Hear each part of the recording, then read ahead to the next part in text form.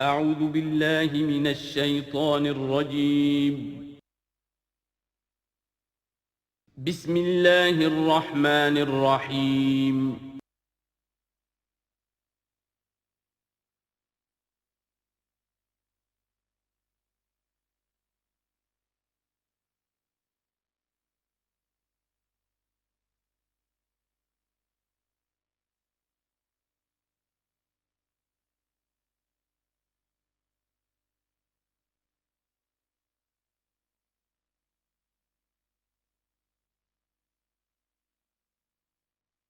الحمدللہ وکفا والصلاة والسلام علی عباده الذین اصطفیٰ خصوصاً علی افضلہم وخاتم النبیین محمد الامین وعلی آلہ وصحبہ اجمعین اما بعد فاعوذ باللہ من الشیطان الرجیم بسم اللہ الرحمن الرحیم افتطمعون ان یؤمنوا لکم وقد کان فریق منہم یسمعون کلام اللہ ثم یحرفونہ من بعد ما عقلوہ وهم یعلمون صدق اللہ العظیم رب اشرح لی صدری ویسر لی امری واحلل عقدۃ من لسانی یفقہوا قولی اللہم ربنا الہمنا رشدنا واعذنا من شرور انفسنا اللہم ارنا الحق حقا وارزقنا اتباعہ وارنا الباطل باطلا وارزقنا اجتنابہ اللہم وفقنا لما تحب وترضى اللہم ربنا آنس وحشتنا فی قبورنا وارحمنا بالقرآن العظیم اللہم اجعلہ لنا اماما ونورا وہدا ورحمہ اللہم ذکرنا منہ ما نسینا وعلمنا منہ ما جہلنا وارزقنا تلاوتہ آناء اللیل وآناء النہار واجعلہ لنا حجتا یا رب العالمین آمین۔ اب تک ہم نے سورہ بقرہ کے 8 رکوع اور اس پر مستزاد صرف 3 آیات کا مطالعہ کیا ہے۔ آج میں چاہتا ہوں کہ ہماری رفتار قدر تیز ہو۔ تو یہ جو سلسلہ مضمون چل رہا ہے خطاب بے امت سابقہ امت مسلمہ بنی اسرائیل، ان کے ساتھ خطاب کا سلسلہ سورہ بقرہ میں 5ویں رکوع سے شروع ہوا اور 15ویں رکوع کے آغاز تک چلے گا۔ یہ 10 رکوع ہیں۔ عرض کر چکا ہوں بار بار، اور اس کو میں چاہتا ہوں آپ اچھی طرح ذہن نشین کر لیں کہ اس میں سے پہلا رکوع جو ہے وہ دعوت کا ہے، وہ بہت فیصلہ کن ہے۔ یہی وجہ ہے کہ دیکھیے اس رکوع کا آغاز ہوا یا بنی اسرائیل اذکروا نعمتی التی انعمت علیکم واوفوا بعہدی اوف بعہدکم وایای فارہبون، اور خود بخود ظاہر ہو رہا ہے اسلوب کلام سے کہ اگلے رکوع سے بات کا رنگ بدل گیا ہے۔ یا بنی اسرائیل اذکروا نعمتی التی انعمت علیکم وانی فضلتکم علی العالمین واتقوا یوما لا تجزی نفس عن نفس شیئا ولا يقبل منها شفاعت ولا يؤخذ منها عدل ولا هم ينصرون۔ یہ تہدید کا انداز ہے، دھمکی کا انداز ہے۔ تو میں نے عرض کیا تھا کہ 5واں رکوع اس خطاب میں بمنزلہ فاتحہ ہے، بہت اہم ہے، اور بقیہ جو 9 رکوع ہیں ان میں بریکٹ کا انداز ہے کہ 2 آیتوں سے بریکٹ شروع ہوتی ہے، انہی 2 آیتوں پر بریکٹ ختم ہوگی۔ یہ ملامت کا خطاب ہے، اور ان کے خلاف ایک مفصل فرد قرارداد جرم جو ہے وائد کی گئی ہے، جس کے نتیجے میں وہ اس منصب سے معزول کر دیے گئے جس پر 2000 برس سے فائز تھے، اور ان کی جگہ پر اب امت محمد، نئی امت مسلمہ علی صاحب الصلاۃ والسلام، اب اس کا نصب، اس کی انسٹالیشن، اور اس کی انسٹالیشن سیریمنی کے طور پر تحویل قبلہ کا معاملہ۔ یہ ربط کلام اگر سامنے نہ رہے تو انسان کھو جاتا ہے قرآن مجید کی طویل صورتوں کو پڑھتے ہوئے کہ بات کہاں سے چلی تھی، کدھر جا رہی ہے، کیا ربط ہے، کیا تعلق ہے، سیاق کلام کیا ہے۔ اس کو میں اس لیے بار بار، حالانکہ مجھے معلوم ہے کہ وقت کم ہے، لیکن میں اس چیز کو زیادہ اہمیت دے رہا ہوں۔ اب ان 9 رکوعوں کے مضامین میں کچھ تو واقعات ہیں، تم نے یہ کیا، تم نے یہ کیا، تم نے یہ کیا۔ ظاہر بات ہے ترجمہ تو کرنا ہوگا، کچھ مختصر وضاحت بھی کرنی ہوگی، لیکن ان کے تفصیل میں جانے کی ضرورت نہیں ہے۔ لیکن آپ نے دیکھا کہ کچھ واقعات کے بعد پھر کچھ ایسے یونیورسل ٹروتھس بیان ہوئے ہیں، ایسے عظیم حقائق کہ جو ابدی حقائق ہیں، ان کا کسی وقت سے، کسی قوم سے، کسی خاص گروہ سے تعلق نہیں، وہ تو اصول ہیں، سنت اللہ ہم انہیں کہہ سکتے ہیں، یہ اللہ کے جو عام قوانین ہیں، قواعد ہیں اس کائنات میں۔ ایک تو قوانین ہے طبعیہ، فزیکل لاز، ایک مورل لاز ہے کہ جو اس دنیا میں اللہ تعالیٰ کی طرف سے کار فرما ہے۔ تو جہاں وہ مورل لاز آتے ہیں جنہیں آپ کہا کرتے تھے جب بچپن میں کہانی پڑھی اور کہانی کے بعد لکھا اس کا مورل لیسن کیا ہے، اس کہانی سے سبق کیا حاصل ہوا، تو تھوڑے تھوڑے وقفے کے بعد وہ آیات آتی ہیں کہ جو اس گویا کہ اس سلسلہ کلام کے اندر یہ انتہائی اہمیت کی حامل ہیں، اس لیے کہ وہ یونیورسل اہمیت کی حامل ہیں، اور ان میں در حقیقت ایک رہنمائی پوشیدہ ہے موجودہ امت مسلمہ کے لیے۔ مثلا جتنا حصہ ہم اب تک پڑھ چکے ہیں ان میں سے پہلے تو وہ آیت یاد کیجئے وَضُرِبَتْ عَلَيْهِمُ الذِّلَّةُ وَالْمَسْكَنَةُ وَبَاءُوا بِغَضَبٍ مِّنَ اللَّهِ۔ معلوم ہوا کہ ایسا ہو سکتا ہے کہ ایک امت مسلمان ہو، اس پر اللہ کے بڑے فضل ہوئے ہوں، بڑا اکرام ہوا ہو، بہت انعام ہوا ہو، پھر وہ اپنی بے عملی یا بد عملی کے باعث اللہ تعالیٰ کے غضب کی مستحق ہو جائے اور ذلت اور مسکنت اس پر تھوپ دی جائے۔ یہ ایک یونیورسل ٹروتھ وہاں سے نکل آیا کہ ہمیں سوچنا ہوگا، یہ ایک لمحہ فکریہ ہے امت مسلمہ کیا کہ کیا ہم تو کہیں آج اس پوزیشن میں نہیں ہیں۔ حدیث میں آپ کو سنا چکا ہوں لَيَأْتِيَنَّ عَلَىٰ أُمَّتِي مَا أَتَىٰ عَلَىٰ بَنِي إِسْرَائِيلَ حَسْبَ النَّعْلِ بِالنَّعْلِ۔ دوسرا اسی طرح کا یونیورسل ٹروتھ والا مقام تھا آخری جو ہم نے کل پڑھا ہے، ثُمَّ قَسَتْ قُلُوبُكُمْ وَهِيَ كَالْحِجَارَةِ أَوْ أَشَدُّ قَسْوَةً۔ کسی مسلمان امت کا یہ حال بھی ہو سکتا ہے کہ ان کے دل اتنے سخت ہو جائیں کہ سختی میں پتھروں کو اور چٹانوں کو مات دے جائیں۔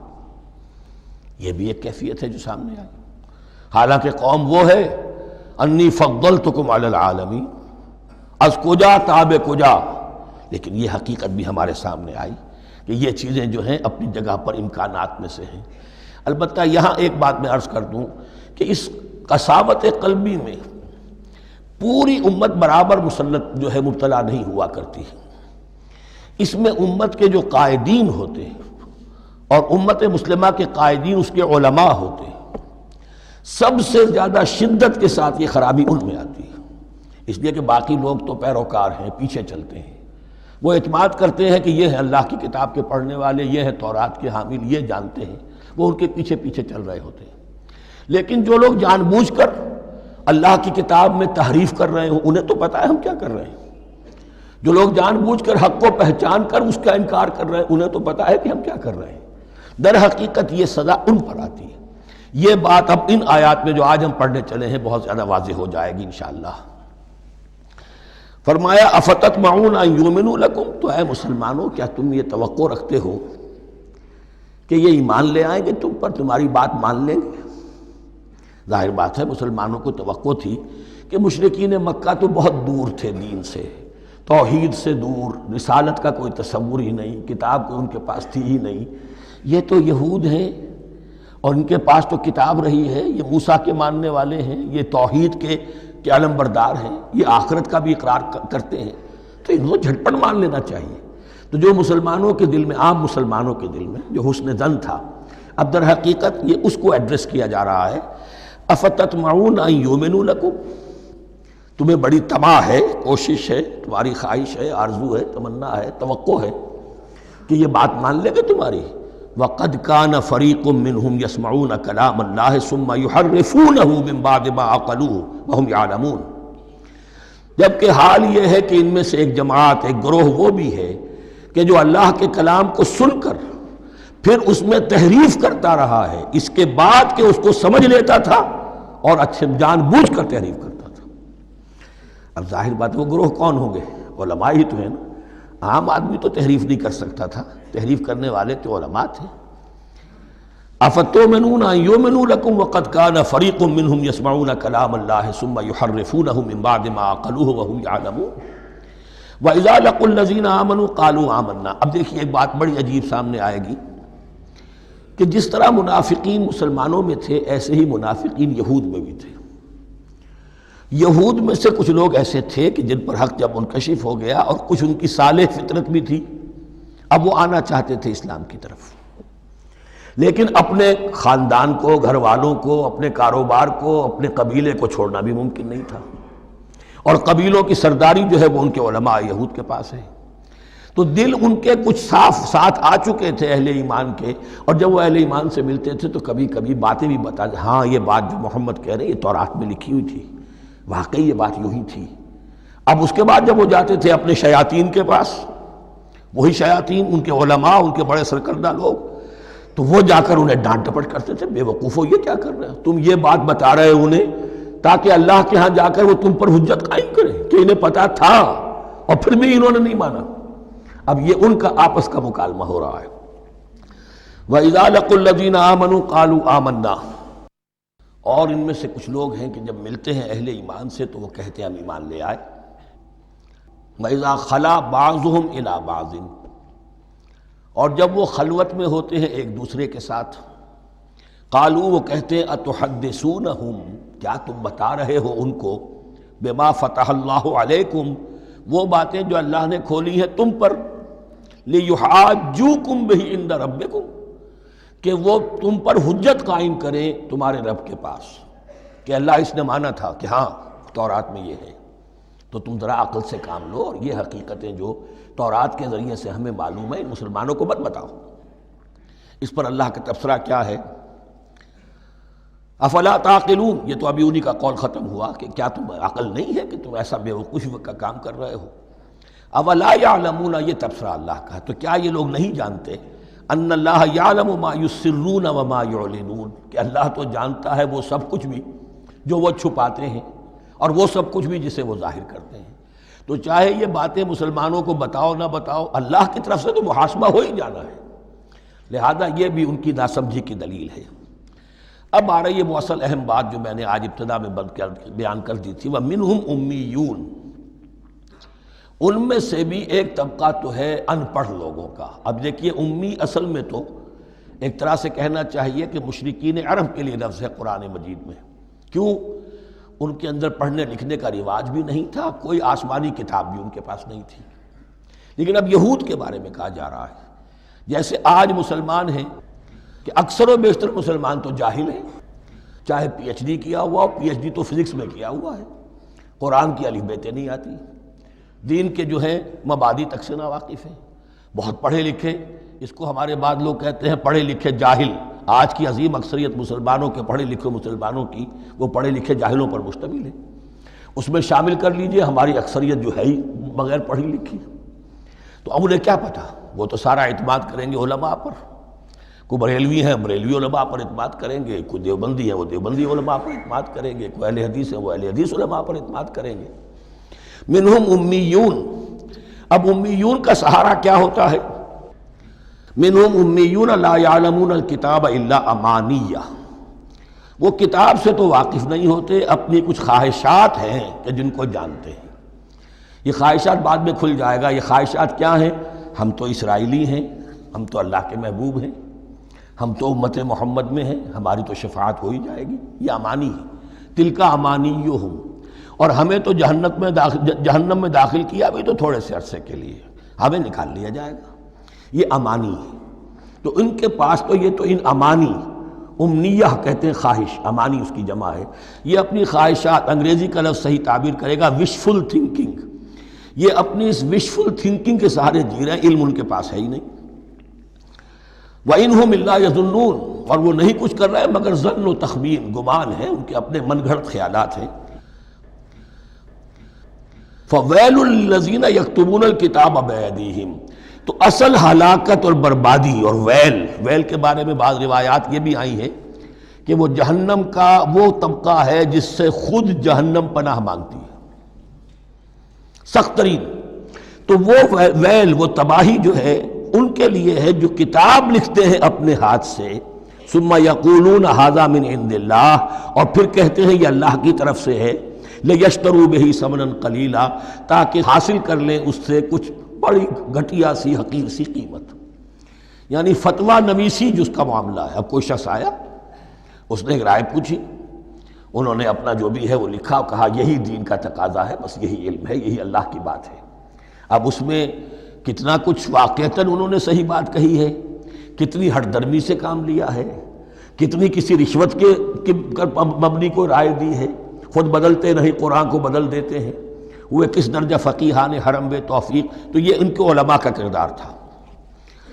ثم یقولون ھذا من عند اللہ لیشتروا بہ ثمنا قلیلا فویل لہم مما کتبت ایدیہم، تو ہلاکت اور بربادی ہے ان کے لیے اس چیز سے کہ جو ان کے ہاتھوں نے لکھی، وویل لہم مما یکسبون، اور ان کے لیے ہلاکت اور بربادی ہے اس کمائی سے جو وہ کر رہے ہیں۔ یہ سارا دھندا جو ہے فتویٰ فروشی کا اور دین فروشی کا، اس کے لیے تباہی وہ اپنے لیے مول لے رہے ہیں، اس سے کوئی ان کو اللہ تعالیٰ کے ہاں کوئی اجر و ثواب نہیں ملے گا۔ وقالوا، اب یہ آگے امانی، وقالوا لن تمسنا النار الا ایاما معدودہ، وہ کہتے ہیں ہمیں تو آگ چھو ہی نہیں سکتی، ہاں گنتی کے چند دن، صرف یہ کہ دوسروں کی آنکھوں میں دھول جھونکنے کے لیے کہ کوئی اعتراض نہ کر دے، اللہ ہمیں آگ میں پھینکا جا رہا اور ان کو نہیں پھینکا جا رہا، یہ ہم سے بھی بدتر تھے کردار میں، تو شاید ان کا منہ بند کرنے کے لیے چند دن کے لیے ہمیں جہنم میں ڈال دیں گے، پھر فوراً نکال لیں۔ وقالوا لن تمسنا النار الا ایاما معدودہ، اور وہ کہتے ہیں کہ نہیں چھو سکتی ہمیں آگ مگر گنتی کے چند دن۔ قل اتخذتم عند اللہ عہدا، ان سے کہیے کیا تم نے اللہ سے کوئی عہد لے لیا ہے، کوئی قول و قرار ہو گیا ہے؟ فلن یخلف اللہ عہدہ، کہ تمہیں یہ یقین ہے کہ اللہ اپنے عہد کے خلاف نہیں کرے گا؟ ام تقولون علی اللہ ما لا تعلمون، یا تم اللہ کی طرف اس بات کی نسبت کر رہے ہو، تہمت لگا رہے ہو، جڑ رہے ہو یہ بات اللہ پر جو تم نہیں جانتے، جس کے لیے تمہارے پاس کوئی علم نہیں ہے۔ بلا من کسب سیئۃ، اب یہ انتہائی وہ یونیورسل ٹروتھس جو ہیں جو میں نے کہا تھا، ابدی حقائق، اس کی عظیم ترین حقیقت آ رہی ہے، نوٹ کیجئے۔ بلا، کیوں نہیں، من کسب سیئۃ، جس شخص نے جان بوجھ کر ایک گناہ کمایا، لیکن گناہ بڑا، کبائر، صغائر نہیں، سیئۃ، یہ اس کی جو تنکیر ہے وہ ایک کا فائدہ بھی دے رہی ہے اور تفخیم کا بھی۔ جس نے بھی جان بوجھ کر کسبا، ایک گناہ کمایا، فاحاطت بہ خطیئتہ، اور اس کی خطا نے اس کا گھیراؤ کر لیا، یعنی ایک ہی گناہ ہے، سود کھا رہا ہے، باقی نماز ہے، تہجد ہے، یہ ہے وہ ہے، لیکن اس ایک گناہ کی برائی بھی اتنی اس کے گرد جو ہے چھا جائے گی کہ پھر اس کی یہ ساری نیکیاں ختم ہو کر رہ جائیں، ایک گناہ۔ بلا من کسب سیئۃ واحاطت بہ خطیئتہ فاولئک اصحاب النار هم فیہا خالدون۔ اس میں ہمارے مفسرین نے یہ لکھا ہے کہ اس کی خطا کاری اتنی اس کے اوپر چھا جائے کہ ایمان کا کوئی اثر باقی نہ رہے۔ اور المعاصی برید الکفر، یہ علماء کے ہاں اصول ہے کہ یہ جو گناہ ہوتے ہیں یہ ڈاک ہے کفر کی، ہوتے ہوتے گناہ پر مداومت مداومت مداومت، اگر اس پر چلتا ہے تو اصل میں ہوتے ہوتے ہوتا یہ ہے کہ اسے پتہ بھی نہیں ہوتا، وہ اپنے آپ کو مسلمان سمجھتا ہے، اندر سے ایمان ختم ہو چکا ہوتا ہے۔ دیمک کی طرح جو ہے وہ دروازے کی چوکھٹ جو ہے کھائی گئی، اوپر صرف ایک ونیئر لگا ہوا ہے جو نظر نہیں آ رہا۔ یہ عقل جو ہے اللہ نے دیمک کو بھی دی ہے کہ چھوٹی سی چھپٹی چھوڑ دینا تاکہ دھوکہ کھاتے رہیں لوگ گھر والے، باقی یہ کہ اندر سے کھوکھلا کر دیا۔ اولئک اصحاب النار، یہ آگ والے ہیں، ہم فیہا خالدون، جو اس میں ہمیشہ ہمیشہ رہیں گے۔ یہ ہے قاعدہ کلیہ، قرآن کا قطعی اور ابدی فیصلہ۔ والذین آمنوا وعملوا الصالحات، ہاں اس کے برعکس جو لوگ ایمان لائیں اور نیک عمل کریں۔ اب نیک عمل میں ہر شخص نے اپنا اپنا نظریہ بنا رکھا ہے۔ مراد نیک عمل قرآن مجید کا کیا ہے؟ دین کے سارے تقاضوں کو ادا کرنا، وہ نیک عمل ہوگا۔ آپ نے ایک نیکی لے لی، یتیم خانہ کھول دیا، بڑی فاؤنڈیشن بنا دی، بیواؤں کا انتظام ہو رہا ہے، لیکن کاروبار میں سودی لین دین ہے، جھوٹ ہے، فریب ہے، دھوکہ ہے، سب چل رہا ہے، تو یہ نہیں ہے۔ دین کے تقاضے یہ بھی ہے کہ دین کو قائم کرنے کی جد و جہد میں لگو، اس کی شرائط پوری کرو۔ تو فرمایا والذین آمنوا وعملوا الصالحات اولئک اصحاب الجنہ ہم فیہا خالدون، وہ ہیں جنت والے اور وہ اس میں ہمیشہ ہمیشہ رہیں گے۔ وَإِذْ أَخَذْنَا مِيثَاقَ بَنِي إِسْرَائِيلَ لَا تَعْبُدُونَ إِلَّا اللَّهَ، اور یاد کرو جب کہ ہم نے بنی اسرائیل سے عہد لیا تھا تم نہیں عبادت کرو گے کسی کی سوائے اللہ کے۔ وَبِالْوَالِدَيْنِ إِحْسَانًا، اور اس کے ساتھ دوسرا حکم، اور یہ اہم مقام ہے کہ اللہ کے حق کے فوراً بعد والدین کے حق کا ذکر قرآن مجید میں 4 مقامات پر آیا، ان میں سے ایک مقام یہ ہے وبالوالدین احسانا، والدین کے ساتھ نیک سلوک کرو گے، وذی القربیٰ اور قرابت داروں کے ساتھ بھی، والیتامیٰ اور یتیموں کے ساتھ بھی، والمساکین اور محتاجوں کے لیے بھی، وقولوا للناس حسنا اور لوگوں سے اچھی بات کہو، اچھی بات کہو، صحیح بات کہو، امر بالمعروف کرتے رہو، نیکی کی دعوت دیتے رہو، وَأَقِیمُوا الصَّلَاةَ وَآتُوا الزَّکَاۃَ اور نماز قائم کرو، کمائی قائم رکھو اور زکوٰۃ ادا کرو گے، یہ گویا کہ معاہدہ ہو رہا ہے۔ ثم تولیتم، پھر دیکھو تم نے اس سے پیٹھ موڑ لی، الا قلیلا منکم، سوائے تم میں سے تھوڑے سے لوگوں کے، وانتم معرضون اور تم ہو ہی پھر جانے والے، تمہاری یہ عادت گویا کہ طبیعت ثانیہ ہے۔ اب ایک خاص مثال آ رہی ہے، اس کے بعد پھر ایک بہت بڑا یونیورسل ٹروتھ آئے گا۔ مثال کیا ہے؟ اللہ نے ان سے ایک عہد لیا تھا، وَإِذْ أَخَذْنَا مِيثَاقَكُمْ، ہم نے تم سے یہ عہد بھی لیا تھا، لا تسفکون دماءکم، دیکھو اپنا خون نہیں بہاؤ گے، یعنی آپس میں جنگ نہیں کرو گے، لڑو گے نہیں، تم بنی اسرائیل ایک وحدت بن کر رہو گے، جیسے کہ قرآن مجید میں آیا ہے انما المؤمنون اخوۃ، تم بھائی بھائی ہو، لا تسفکون دماءکم، اپنا خون نہیں بہاؤ گے، ولا تخرجون انفسکم من دیارکم، اور نہ ہی تم نکالو گے اپنے کچھ لوگوں کو ان کے گھروں سے۔ اب یہاں مجھے وضاحت کرنی پڑے گی ورنہ بات سمجھ میں نہیں آئے گی کہ جب حضرت یوشع ابن نون کی سرکردگی میں بنی اسرائیل نے فلسطین کو فتح کرنا شروع کیا، اور سب سے پہلے جیریکو فتح کیا گیا شہر، اس کے بعد جب سارا فلسطین فتح کر لیا تو انہوں نے ایک مرکزی حکومت قائم نہیں کی، 12 قبیلوں نے 12 حکومتیں بنا لی، جیسے 12 چشمے تھے پانی کے ویسی 12 حکومتیں۔ اب ظاہر بات ہے جہاں 12 حکومتیں ہوں گی تو وہ طوائف الملوکی جس کو کہتے ہیں، آپس کی کھٹ پٹ ہوتی تھی، جنگیں ہوتی تھی، پھر ان میں سے ایک دوسرے پر حملہ کر کے وہاں کے لوگوں کو نکال باہر کرتے تھے، بھاگنے پر مجبور کر دیتے تھے، تو یہ تھی ان کی کیفیت۔ لیکن اس کے بعد پھر جب وہ لوگ چلے گئے کہیں کفار کے ملک میں چلے گئے، اب کفار میں جو ہے ان کو لا کر اور ان کے سامنے ان کے ہاں بیچنا چاہا، چونکہ غلام بن گئے وہاں جا کر، یا انہوں نے غلام بنا لیا، تو اب فدیہ دے کر چھڑا رہے ہیں کہ ہمیں حکم دیا گیا ہے کہ جو بھی تمہارا اسرائیلی بھائی ہو اس کو فدیہ دے کر چھڑا لو اگر کہیں وہ اسیر ہو جائے۔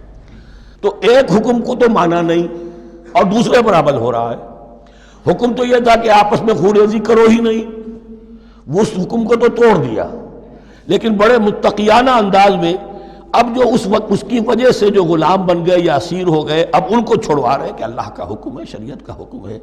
یہ ہے وہ تضاد جو مسلمان امتوں کے اندر ہو جاتا ہے، اس پر آئے گا وہ یونیورسل ٹروتھ۔ وَإِذْ أَخَذْنَا مِيثَاقَكُمْ لَا يَسْتَسْفِكُونَ دِمَاءَكُمْ، جب یاد کرو جب کہ ہم نے تم سے عہد لیا تھا کہ تم اپنا خون نہیں بہاؤ گے، وَلَا تُخْرِجُونَ أَنفُسَكُم مِّن دِيَارِكُمْ، اور نہ ہی تم اپنے آپ کو اپنے لوگوں کو ان کے گھروں سے نکالو گے، ثُمَّ أَقْرَرْتُمْ وَأَنْتُمْ تَشْهَدُونَ، پھر تم نے اقرار کیا تھا اس عہد کو اور قول و قرار کو مان لیا تھا پورے شعور کے ساتھ، تشہدون مانتے ہوئے، ثم انتم ہؤلاء، پھر تم وہی ہو، تم ہی ہو وہ تو تقتلون انفسکم، اپنے ہی لوگوں کو قتل بھی کرتے ہو، وتخرجون فریقا منکم من دیارہم، اور اپنے ہی لوگوں میں سے کچھ لوگوں کو ان کے گھروں سے باہر نکالتے ہو، تظاہرون علیہم بالاسم والعدوان، ان پر چڑھائی کرتے ہو گناہ کے ساتھ بھی اور زیادتی کے ساتھ بھی، وَإِن یاتوکم اسارا، اور اگر وہ قیدی بن کر تمہارے پاس آتے ہیں تفادوہم، تو اب تم ان کا فدیہ دے کر انہیں چھڑاتے ہو، وَهُوَ مُحَرَّمٌ عَلَيْكُمْ إِخْرَاجُهُمْ، حالانکہ ان کا تو نکالنا ہی تم پر حرام کیا گیا تھا۔ اب یہ واقعہ آپ نے پڑھ لیا، سمجھ لیا، اب دیکھیے اس سے جو سبق ہے، مورل لیسن ہے جو ابدی ہے، أَفَتُؤْمِنُونَ بِبَعْضِ الْكِتَابِ وَتَكْفُرُونَ بِبَعْضٍ، تو کیا تم ہماری شریعت کے ایک حصے کو مانتے ہو اور ایک کو نہیں مانتے؟ اب دیکھیے یہ الفاظ اب ہوں گے تعویل عام، جہاں کہیں بھی یہ طرز عمل ہوگا تو یہ آیت اس کو کور کرے گی۔ افتؤمنون ببعض الکتاب وتکفرون ببعض، تو کیا تم مانتے ہو ہماری کتاب کے ایک حصے کو اور ایک کو نہیں مانتے؟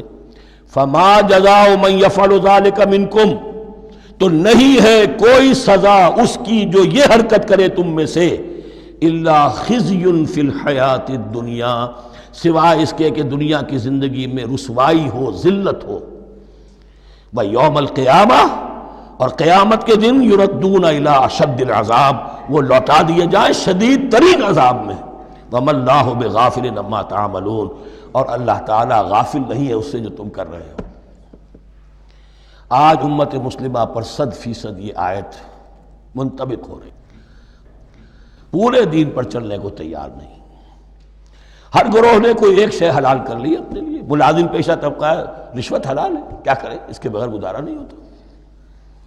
کاروباری طبقہ ہے، سود کیا کرے، اس کے بغیر تو یہ کاروبار چلتا نہیں۔ ہر ایک کے لیے، ہر ایک نے تو نیکی اور بدی کا ایک امتزاج ہے۔ کل دین جب تک وہ نہ ہو تو اس کی سزا یہ ہے خزی فی الحیات الدنیا، وہ ہمارے اوپر ہے۔ ضربت علیہم الذلۃ والمسکنہ، وہ خز اور وہ ذلت اور مسکنہ تھوپ دی گئی ہے۔ باقی رہ گیا قیامت کا معاملہ، وَيَوْمَ الْقِيَامَةِ يُرَدُّونَ إِلَىٰ أَشَدِّ الْعَذَابِ، شدید ترین عذاب میں۔ تو اپنے طرز عمل سے تو ہم اس کے مستحق ہو گئے ہیں، باقی اللہ تعالیٰ کی رحمت جو ہے دستگیری فرما لے، اس کا اختیار ہے۔ لیکن دھمکی کا پھر انداز دیکھیے، وَمَا اللَّهُ بِغَافِلٍ عَمَّا تَعْمَلُونَ، اللہ غافل نہیں ہے اس سے جو تم کر رہے ہو۔ ہر سال عمرہ فرما کے آ رہے ہیں، کس رقم سے فرما کر آ رہے ہیں یہ اللہ کو معلوم ہے۔ یہ حلال سے کمائی تھی یا حرام سے؟ رمضان مبارک میں حرم میں پہلی صف میں جگہ ریزرو کرائی ہوئی ہے سیٹھ صاحب نے، اور وہاں کے شرطوں کو بھی رشوتیں دیتے ہیں، اور وہ سمجھتے ہیں کہ ہم تو سارا نہا دھو کر آ گئے، سال بھر جو بھی حرام کمائی کی تھی سب پاک ہو گئے۔ اللہ نا واقف نہیں ہے، اللہ تمہاری داڑھیوں سے دھوکہ نہیں کھائے گا، اللہ تمہارے اماموں سے اور ابا اور قبا سے دھوکہ نہیں کھائے گا۔ He knows you through and through. He sees you through and through. وَمَا اللَّهُ بِغَافِلٍ عَمَّا تَعْمَلُونَ أُولَٰئِكَ الَّذِينَ اشْتَرَوُا الْحَيَاةَ الدُّنْيَا بِالْآخِرَةِ، یہ وہ لوگ ہیں جنہوں نے دنیا کی زندگی اختیار کر لی ہے آخرت کو چھوڑ کر۔ فَلَا يُخَفَّفُ عَنْهُمُ الْعَذَابُ وَلَا هُمْ يُنصَرُونَ، تو اب ان کے لیے نہ تو ان سے عذاب میں تخفیف کی جائے گی اور نہ ان کی کوئی مدد کی جائے گی۔ وَلَقَدْ آتَيْنَا مُوسَى الْكِتَابَ وَقَفَّيْنَا مِن بَعْدِهِ بِالرُّسُلِ، اور ہم نے موسیٰ کو کتاب دی تورات، اور قفینا من بعدہ بالرسل، اور پھر اس کے بعد پے بپے لگاتار ہم رسول بھیجتے رہے۔ ایک بات نوٹ کر لیجئے گا، لفظ رسول اور لفظ نبی میں کچھ فرق ہے، اس وقت تفصیل میں جانے کا موقع نہیں ہے، لیکن یہ تین جوڑے الفاظ کے ایسے ہیں قرآن مجید کی اصطلاحات کے کہ وہ تینوں مترادف کے طور پر بھی استعمال ہو جاتے ہیں اور علیحدہ علیحدہ اپنا مفہوم بھی رکھتے ہیں۔ اور اس کا ایک اصول یہ علماء نے بنایا ہے کہ اذا اجتمع تفرقا وَإِذَا تَفَرَّقَ اجتماع۔ ایک ہے ایمان اور اسلام، اب یہ بھی مسلم مومن ایک ہی شے ہے، لیکن یہ کہ ایک شے تو نہیں ہے، کچھ فرق بھی ہے۔ کہیں جہاں ان دونوں الفاظ کو لایا جائے گا بالمقابل تو فرق نظر آ جائے گا، لیکن عام طور پر مسلم کی جگہ مومن، مومن کی جگہ مسلم استعمال ہو جائے گا۔ call the rose by any name it will smell as sweet۔ اس طرح جہاد اور قتال کا معاملہ ہے، دو الفاظ ہیں، مختلف ہیں، مفہوم جدا بھی ہے لیکن ایک دوسرے کی جگہ آ بھی جائیں گے۔ تیسرے نبی اور رسول، فرق ہے، ہر نبی رسول نہیں ہوتا، ہر رسول نبی ہے، یعنی نبی عام ہے، رسول خاص ہے۔ نبی کو جب کسی خاص قوم کی طرف معین طور پر بھیج دیا جاتا ہے تب وہ رسول ہو جاتا ہے۔ اس سے پہلے اس کی حیثیت ایک ولی اللہ کی ہے، بہت اعلیٰ درجے کا اللہ کا دوست اور ولی جس پر وحی آ رہی ہے۔ عام ولی اللہ میں اور نبی میں فرق یہ ہے، ان پر وحی آتی ہے، ان پر وحی نہیں آتی۔ لیکن اس نبی کو اگر اب آپ بھیج دیں گے کہ جاؤ اذهب الى فرعون، اب وہ رسول ہو گئے، جاؤ اب مدین کی طرف، الى مدین اخاہم شعیبا، اب رسول ہو گئے۔ تو یہ فرق ہے نبی اور رسول کا۔ جیسے آپ کے ہاں سی ایس پی کارڈر ہے، اب وہ ڈی سی بھی لگ سکتا ہے، کہیں وہ جوائنٹ سیکرٹری لگا ہوا ہے، کہیں ناپسندیدہ آدمی ہے تو او ایس ڈی لگایا ہوا ہے کہیں، لیکن اس کا کارڈر برقرار رہے گا، سی ایس پی تو ہے۔ اسی اعتبار سے ہر نبی ہر حال میں نبی ہے، لیکن اس کو اضافی کیفیت ملتی ہے رسول کی۔ اور ایک بات یہ نوٹ کر لیجئے، نبیوں کو قتل بھی کیا گیا ہے، رسول قتل نہیں ہو سکتے۔ اللہ کا فیصلہ یہ ہے کہ لاغلبن انا ورسلی، میں اور میرے رسول تو غالب آ کر رہیں گے۔ جب بھی کسی قوم نے کسی رسول کی جان لینے کی کوشش کی ہے، اس قوم کو برباد کر دیا گیا اور رسول اور اس کے ساتھیوں کو بچا لیا گیا۔ یہ معاملہ ہوا ہے اللہ کا تمام رسولوں کے ساتھ، نبیوں کے ساتھ نہیں۔ حضرت یحییٰ نبی تھے، قتل کر دیے گئے۔ حضرت عیسیٰ رسول تھے، قتل نہیں کیے جا سکتے تھے، ان کو زندہ آسمان پر اٹھا لیا گیا۔ اب وہی دوبارہ آئیں گے۔ تو رسول جو ہے وہ قتل نہیں ہوتا، اور اسی اعتبار سے حضور کی بڑی گہری تمنا تھی، لَوَدِدتُّ أَنْ أُقْتَلَ فِي سَبِيلِ اللَّهِ ثُمَّ أُحْيَا ثُمَّ أُقْتَلَ ثُمَّ أُحْيَا، میری بڑی خواہش ہے میں اللہ کی راہ میں قتل ہو جاؤں، پھر زندہ کیا جاؤں، پھر قتل کیا جاؤں، پھر اللہ کی راہ میں پھر زندہ کیا جاؤں، پھر قتل کیا جاؤں۔ لیکن اللہ نے یہ خواہش آپ کی پوری نہیں کی، اس لیے کہ آپ اللہ کے رسول تھے۔ اب یہاں نوٹ کیجئے گا، یہاں لفظ رسول تو آ گیا ہے لیکن یہ نبی کے معنی میں ہے۔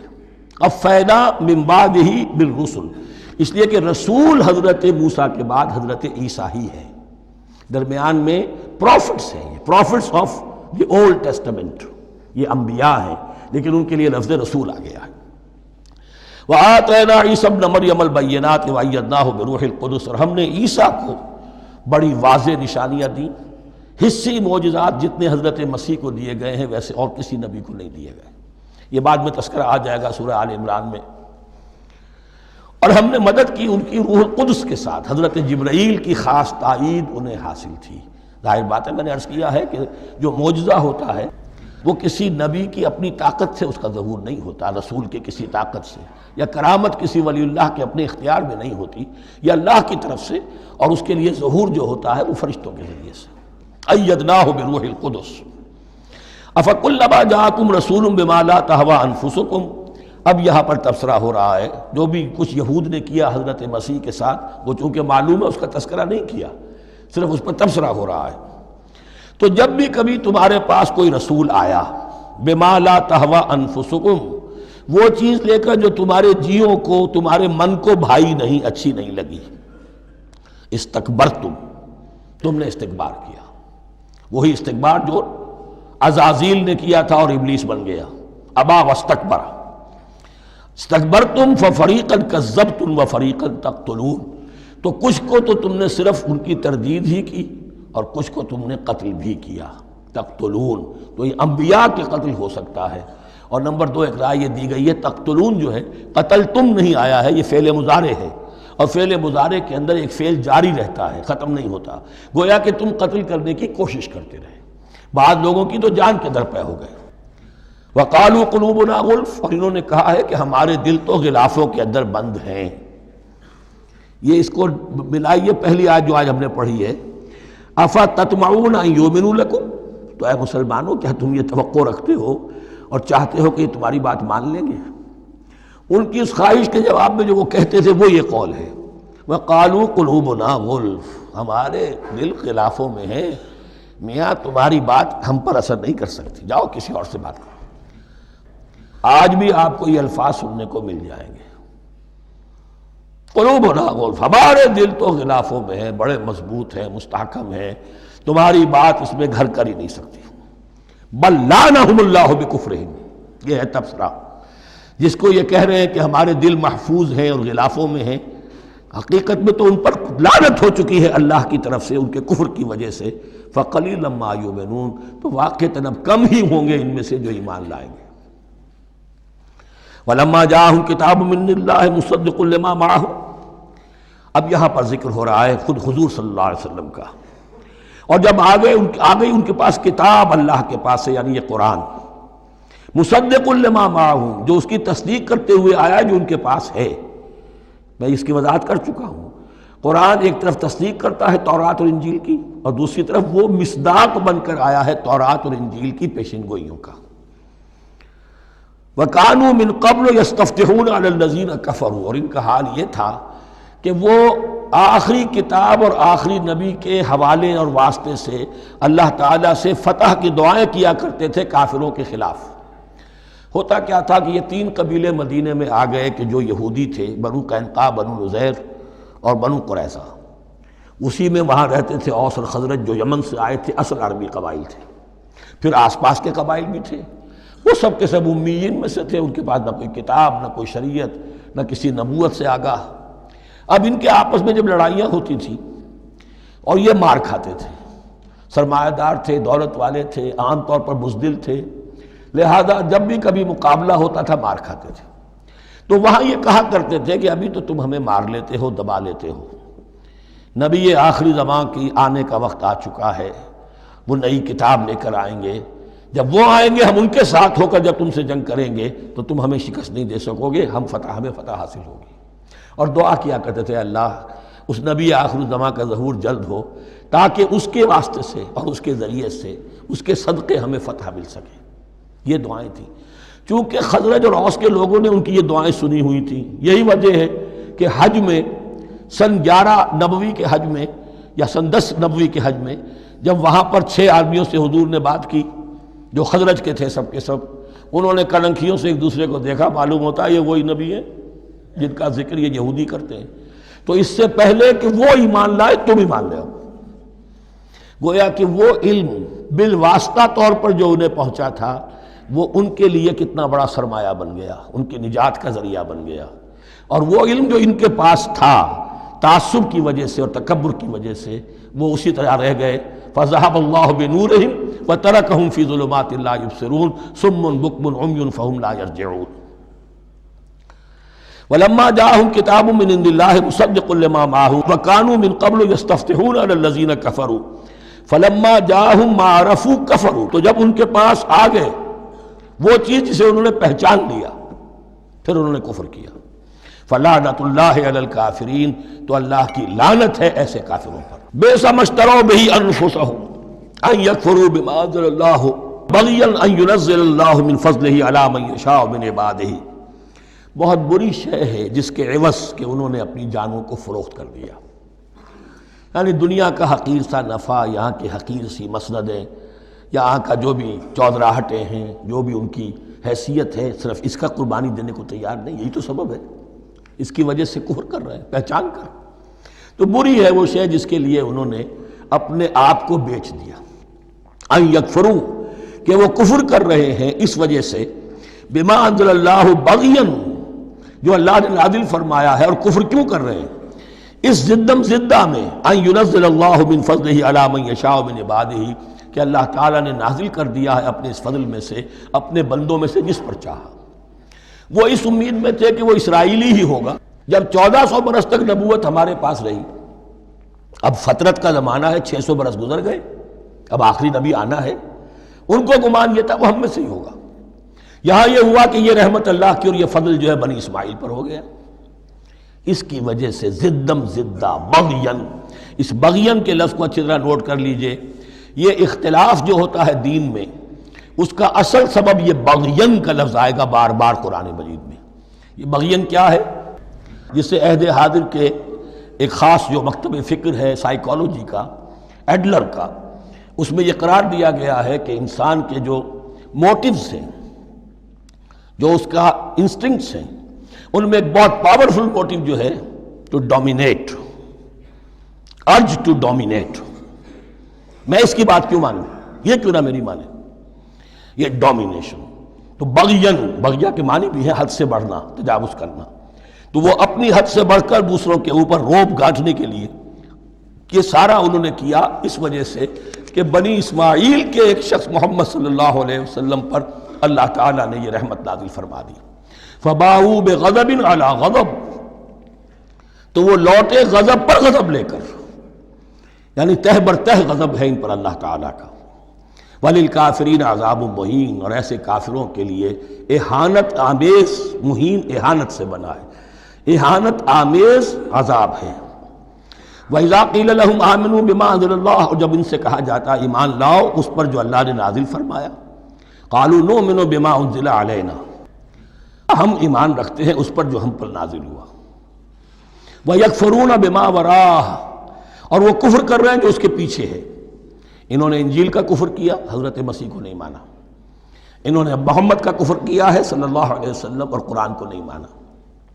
وَهُوَ الْحَقُّ مُصَدِّقًا لِمَا مَعَهُمْ. اور وہ کفر کر رہے ہیں حالانکہ وہ حق ہے، سچ ہے، درست ہے، اور تصدیق کرتے ہوئے آیا ہے اس کی جو ان کے پاس ہے. قل، اے نبی ان سے کہیے، فَلِمَ تَقْتُلُونَ أَنبِيَاءَ اللَّهِ. یہاں وہ لفظ واضح ہو گیا.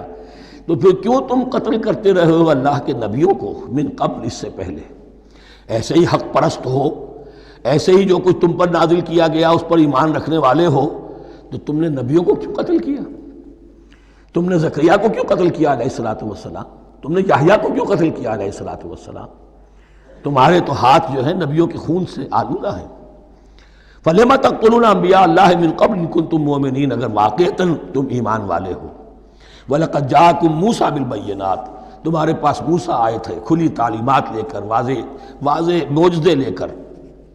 ثُمَّ اتَّخَذْتُمُ الْعِجْلَ مِن بَعْدِهِ، پھر تم نے اس کے بعد اس کی غیر حاضری میں بچڑے کو اپنا معبود بنا لیا. وَأَنْتُمْ ظَالِمُونَ، اور تم ظالم ہو.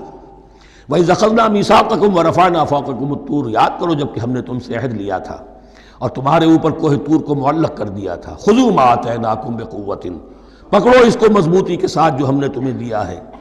وَاسْمَعُوا، اور سنو. قَالُوا سَمِعْنَا وَعَصَيْنَا، انہوں نے کہا ہم نے سنا اور نافرمانی کی. یہ ان کی ایک اور بیماری تھی، الفاظ کو ذرا سا چکر دے کر ایسے پڑھنا کہ مفہوم جو ہے بالکل بدل جائے. کوئی اعتراض کرے تو کہے گا کوئی شخص کہ اپنے کانوں کا جا کے میل نکلوائیے، میں نے تو اطعنا کہا تھا، آپ کو عصینا سننے میں آ گیا. لیکن وہ اپنے لوگ جو ہوتے تھے ان کے منافقوں کے، اور آپس میں جو ہوتے تھے وہی منافق اس وقت حضرت موسیٰ کے ساتھ. کردار تو ایک ہی رہا ہمیشہ سے. اس کردار کے لوگ جو ہیں یہ حرکتیں کرتے تھے، اور پھر ان سے سرزنش کی جاتی کہ بھائی ہم نے تو کہا تھا سمعنا واطعنا، آپ کے اپنی سماعت میں کوئی خلل ہوگا.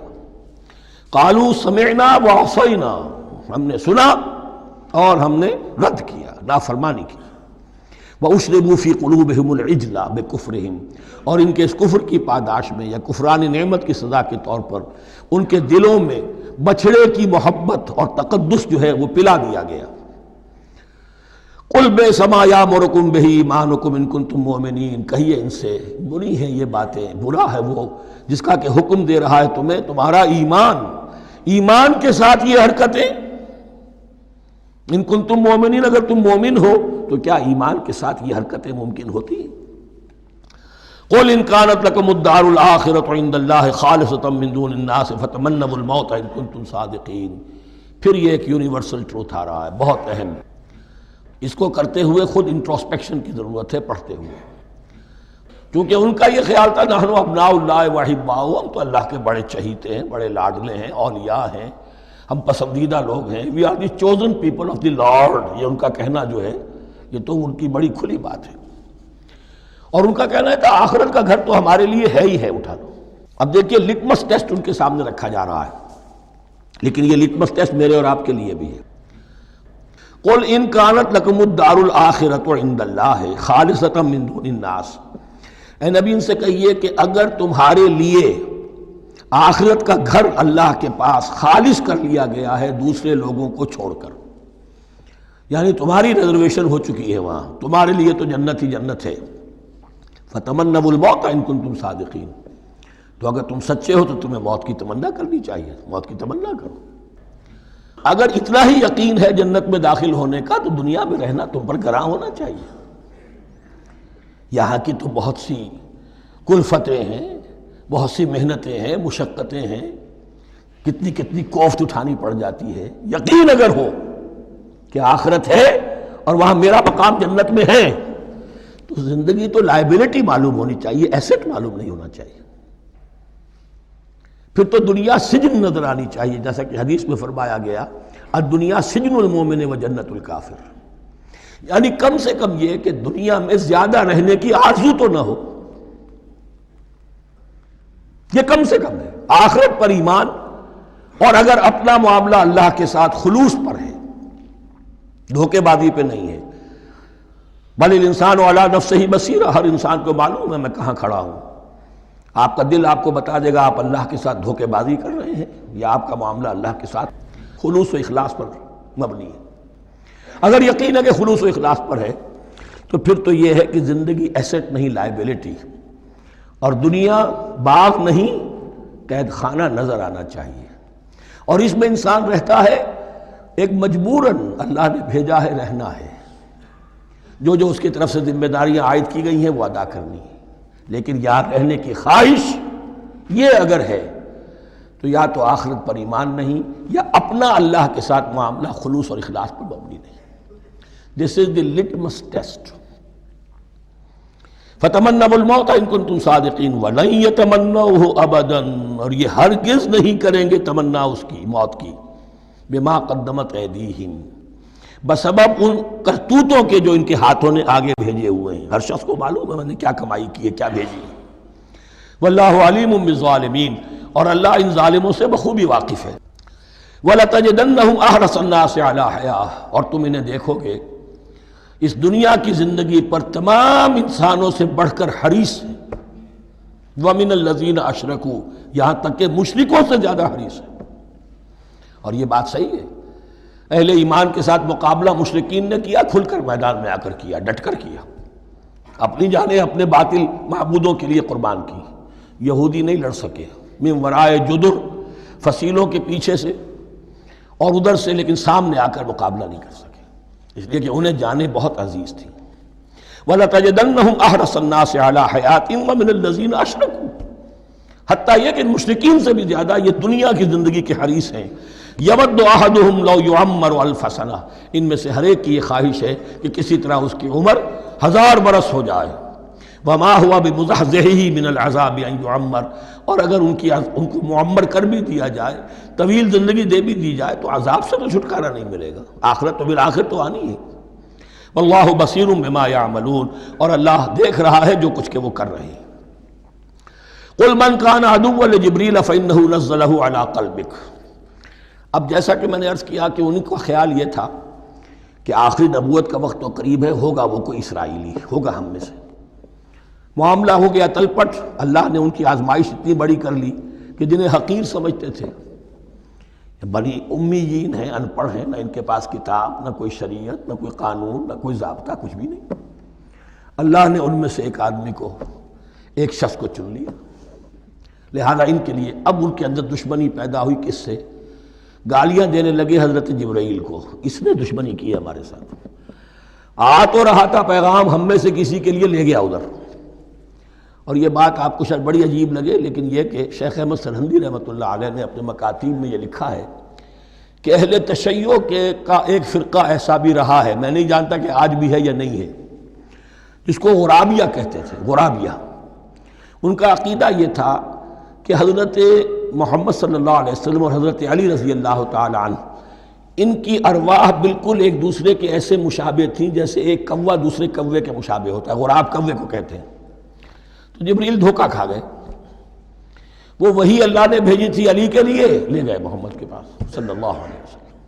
تو یہ بات جو شیخ احمد سرہندی کی لکھی ہوئی غرابیہ فرقہ ان کا، مجھے یہ نہیں معلوم کہ اب بھی ہے یا نہیں ہے، لیکن یہ بات یہود کے ہاں جو ہے وہ موجود تھی۔ اور بات جان لیجئے، لَيَأْتِيَنَّ عَلَىٰ أُمَّتِي مَا أَتَىٰ عَلَىٰ بَنِي إِسْرَائِيلَ حَسْبَ النَّعْلِ بِالنَّعْلِ، اس کی حقیقت اور سے اور منکشف ہوتی چلی جائے گی۔ تو اب یہاں فرمایا قُلْ مَنْ كَانَ عَدُوًّا لِجِبْرِيلَ، اے نبی کہہ دیجئے جو کوئی بھی دشمن ہو گیا ہو جبرائیل کا، فَإِنَّهُ نَزَّلَهُ عَلَىٰ قَلْبِكَ بِإِذْنِ اللَّهِ، تو اس نے تو نازل کیا ہے اس قرآن کو آپ کے دل پر اللہ کے حکم سے، جبرائیل کا اپنا اختیار تو نہیں تھا۔ مُصَدِّقًا لِمَا بَيْنَ يَدَيْهِ، اور یہ تصدیق کرتے ہوئے آیا ہے اس کی جو اس کے سامنے موجود ہے، وَهُدًى وَبُشْرَىٰ لِلْمُؤْمِنِينَ، اور ہدایت اور بشارت ہے اہل ایمان کے لیے۔ اور اس کے بعد اب فرمایا جا رہا ہے کہ اللہ اور اس کے رسول اور اس کے ملائکہ یہ ایک آرگینک ہول ہیں، یہ ایک جماعت ہے، ان میں کوئی رکھنا نہیں ہو سکتا، ان میں کوئی اختلاف نہیں ہو سکتا۔ اگر کوئی جبریل کا دشمن ہے تو وہ اللہ کا دشمن ہے، اگر کوئی اللہ کے سچے رسول کا دشمن ہے تو وہ اللہ کا دشمن ہے، جبریل کا بھی دشمن ہے۔ من کان عدوا للہ وملائکتہ ورسلہ وجبریل ومیکال فإن اللہ عدو للکافرین، تو کان کھول کر سن لو، جو کوئی بھی دشمن ہے اللہ کا اور اس کے فرشتوں کا اور اس کے رسولوں کا اور جبرائیل کا اور میکائیل کا، تو اللہ تعالیٰ کی طرف سے بھی اعلان ہے کہ اللہ ایسے کافروں کا دشمن ہے۔ وَلَقَدْ أَنزَلْنَا إِلَيْكَ آيَاتٍ بَيِّنَاتٍ، اور اے نبی ہم نے آپ کی طرف نازل کر دی ہیں روشن آیات۔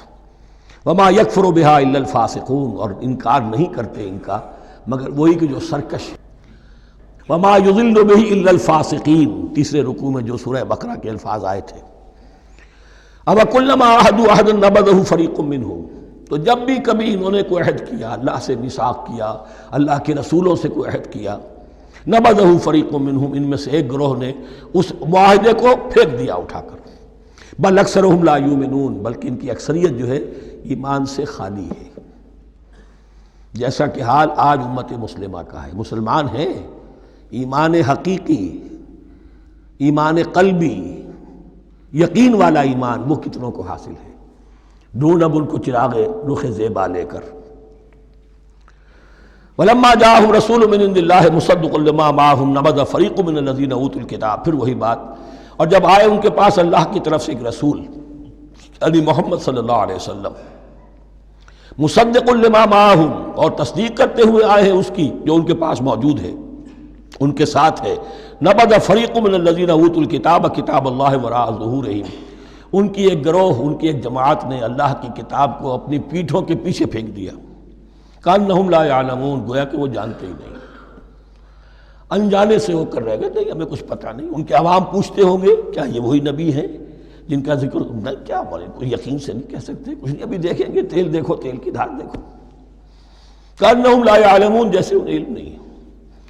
وَاتَّبَعُوا مَا تَتْلُو الشَّيَاطِينُ عَلَىٰ مُلْكِ سُلَيْمَانَ، اب ایک اور حقیقت نوٹ کیجئے، جب کسی مسلمان امت میں دین کی اصل حقیقت، اصل تعلیمات سے بہت پیدا ہوتا ہے تو رجحان کدھر ہو جاتا ہے؟ جادو، ٹونا، ٹوٹکا، تعویذ، عملیات، قرآن کی عملیات۔ قرآن اترا تھا کسی اور کے لیے، کام کے لیے، یہ اس کو ذریعہ بناتے ہیں دشمن کو زیر کرنے کے لیے۔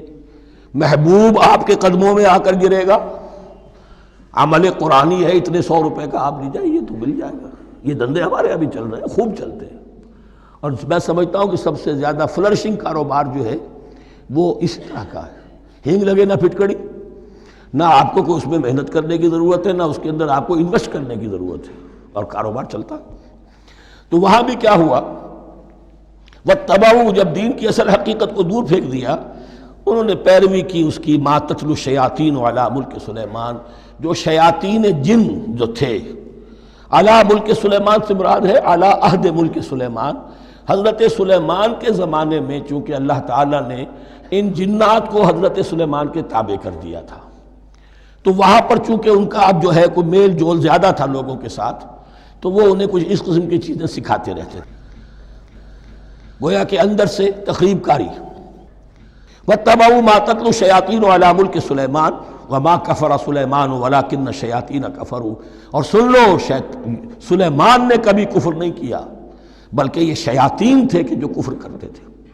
جادو کفر ہے، لیکن آپ کو نقش سلیمانی آج تک بھی لفظ ملے گا، نقش سلیمانی، آج بھی مسلمان بھی ان چیزوں کو حضرت سلیمان کی طرف منسوب کر رہے ہیں، وہ ظلم اب بھی جاری ہے۔ وَمَا كَفَرَ سُلَيْمَانُ وَلَٰكِنَّ الشَّيَاطِينَ كَفَرُوا يُعَلِّمُونَ النَّاسَ السِّحْرَ، وہ لوگوں کو جادو سکھاتے تھے۔ وَمَا أُنزِلَ عَلَى الْمَلَكَيْنِ بِبَابِلَ هَارُوتَ وَمَارُوتَ، اور جو کچھ نازل کیا گیا 2 فرشتوں پر، ہاروت اور ماروت پر، بابل میں۔ بابل یہ ہے پرانا عراق، بیبلونیا۔ نبوکدنضر بھی بیبلونیا کا بادشاہ تھا، نمرود بھی بیبلونیا کا بادشاہ تھا، عراق کے بادشاہوں کا لقب ہی تھا نمرود، نماردہ اس کی جمع ہے۔ تو حضرت سلیمان کی حکومت جب تھی تو وہاں پر یہ لوگ جنات جو ہیں وہ اس قسم کی تخریب کاری کر رہے تھے، تو اللہ تعالیٰ نے آخری آزمائش کے لیے 2 فرشتوں کو زمین پر اتارا، اور وہ انسانی شکل میں لوگوں کو جادو سکھاتے تھے، بتاتے بھی جاتے تھے دیکھو جادو کفر ہے، ہم سے مت سیکھو، لیکن اس کے باوجود لوگ سیکھتے تھے، تو گویا کہ ان پر اتمام حجت ہو گیا کہ اب ان کے اندر خباثت جو ہے پوری طریقے سے گھر کر چکی ہے۔ وَمَا يُعَلِّمَانِ مِنْ أَحَدٍ، اور وہ نہیں سکھاتے تھے کسی کو بھی، حَتَّى يَقُولَا إِنَّمَا نَحْنُ فِتْنَةٌ فَلَا تَكْفُرْ، یہاں تک کہ وہ کہہ دیتے تھے کہ دیکھو ہم تمہاری آزمائش کے لیے بھیجے گئے ہیں، ہم فتنہ ہیں، تو تم کفر مت کرو۔ فَيَتَعَلَّمُونَ مِنْهُمَا مَا يُفَرِّقُونَ بِهِ بَيْنَ الْمَرْءِ وَزَوْجِهِ، تو وہ سیکھتے تھے ان دونوں سے وہ شے کہ جس کے ذریعے سے تفریق کر سکیں ایک شخص اور اس کی بیوی کے درمیان، تفرقہ ڈالنا گھروں کے اندر، فساد۔ اب بھی یہ عورتوں کے اندر یہ کام بڑی تیزی کے ساتھ چلتے ہیں، تعویذ اور دھاگے اور معلوم کیا کوئی گنڈے چلتے ہیں۔ وَمَا هُمْ بِضَارِّينَ بِهِ مِنْ أَحَدٍ، اور نہیں تھے وہ ضرر پہنچانے والے کسی کو کچھ بھی، إِلَّا بِإِذْنِ اللَّهِ۔ ایمان کا تقاضا یہ ہے کہ چاہے کوئی دوا ہو وہ بھی بِإِذْنِ رب کام کرے گی، ورنہ نہیں۔ کوئی اور اسباب طبیعیہ ہیں، ان کے بھی اثرات ظاہر ہوں گے اگر اللہ چاہے گا، اس کے بغیر کچھ نہیں ہو سکتا۔ جادو کا بھی اثر ہوگا تو اللہ کے اذن سے ہوگا۔ تو بندہ مومن کو ڈٹے رہنا چاہیے اور مقابلہ کرنا چاہیے۔ وما هم بضارین بہ من احد الا باذن اللہ ویتعلمون ما یضرهم ولا ينفعهم، اور وہ سیکھتے تھے ان سے وہ چیزیں جو ان کے لیے مضرت بخش تھیں، ضرر پہنچانے والی اور انہیں نفع نہیں پہنچاتی تھی۔ وَلَقَدْ عَلِمُوا لَمَنِ اشْتَرَاهُ مَا لَهُ فِي الْآخِرَةِ مِنْ خَلَاقٍ، حالانکہ یہ بات ان کے علم میں آ چکی تھی کہ جس نے بھی اس چیز کو حاصل کیا، جادو سیکھا، اس کا پھر آخرت میں کوئی حصہ نہیں ہے۔ وَلَبِئْسَ مَا شَرَوْا بِهِ أَنفُسَهُمْ، اور بری تھی وہ چیز جس کے لیے انہوں نے اپنے آپ کو فروخت کر دیا۔ لَوْ كَانُوا يَعْلَمُونَ، کاش کہ انہیں علم ہوتا۔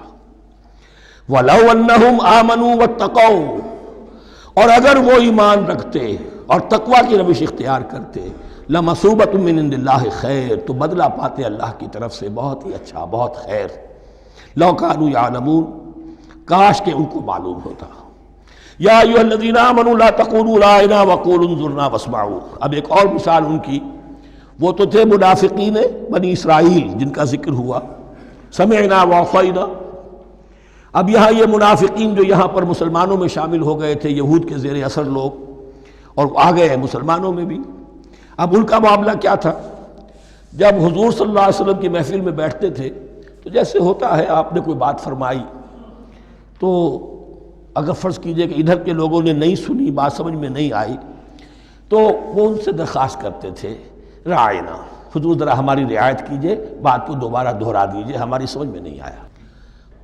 اب اس کا وہ کیا کرتے تھے یہودی، یا یہ ان کے یہودیوں کے زیر اثر منافقین، رعاینا، اے ہمارے چرواہے، گویا کہ دل میں خوش ہو رہے ہیں، خباثت نفس اس کو غذا مل رہی ہے، ہم نے تو رعاینا کہہ دیا۔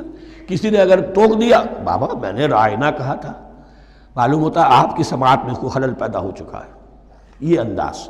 تو مسلمانوں سے کہا جا رہا ہے، یہ واحد آیت ہے اس پورے سلسلے میں جس میں خطاب یا ایھا الذین آمنوا سے ہے، لیکن اصل میں روح سخن اب بھی بنی اسرائیل کی شرارت ہے۔ یا ایھا الذین آمنوا لا تقولوا رعاینا وقولوا انظرنا واسمعوا، دیکھو تم اس لفظ ہی کو چھوڑ دو، اہل ایمان تم مت کہا کرو رعاینا، تم کہا کرو انظرنا، اے نبی ہماری طرف توجہ فرمائیے یا ہمیں مہلت دیجیے۔ نظر کے دونوں معنی ہیں، دیکھنا، ہمیں دیکھیے، اور انتظار بھی اسی سے بنا ہے، ذرا سی مہلت دیجیے۔ واسمعوا، اور دوسرے یہ کہ توجہ سے سنا کرو تاکہ دوبارہ پوچھنے کی ضرورت ہی پیش نہ آئے۔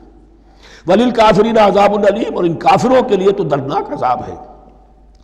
ما یود الذین کفروا من اہل الکتاب ولا المشرکین ان ینزل علیکم من خیر من ربکم، اور نہیں چاہتے وہ لوگ کہ جنہوں نے کفر کیا ہے اہل کتاب میں سے اور مشرکین میں سے بھی، کہ نازل ہو تم پر کوئی بھی خیر تمہارے رب کی طرف سے۔ یہ اہل کتاب بھی اور مشرکین مکہ بھی، یہ جل رہے ہیں حسد میں، حسد کی آگ میں، کہ یہ کلام پاک تمہیں کیوں دے دیا گیا، یہ آخری منصب نبوت کا جو ہے، خاتم النبیین، یہ منصب جو ہے یہ انہیں کیوں مل گیا؟ وہ نہیں چاہتے کہ کوئی بھی خیر اللہ کی طرف سے تمہیں ملے۔ واللہ یختص برحمتہ من یشاء، حالانکہ یہ اللہ کا پریروگیٹو ہے، اللہ کا فیصلہ ہے، اللہ خاص کر لیتا ہے اپنی رحمت کے لیے جس کو چاہے، یہ اس کا فیصلہ ہے۔ واللہ ذو الفضل العظیم، اور اللہ تعالیٰ بڑے فضل والا ہے۔